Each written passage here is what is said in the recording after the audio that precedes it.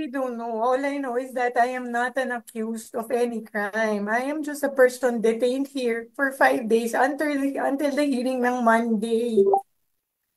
I have been trying to cooperate to the very best of my ability, so I do not understand why they just go to your room, get your phones, and then just tell you that they will move you to a women's correctional at 12 o'clock.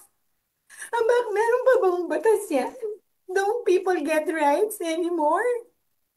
I am a person, I'm trying to cooperate. But they just move me there. Alam naman nila I am a chronic back concern.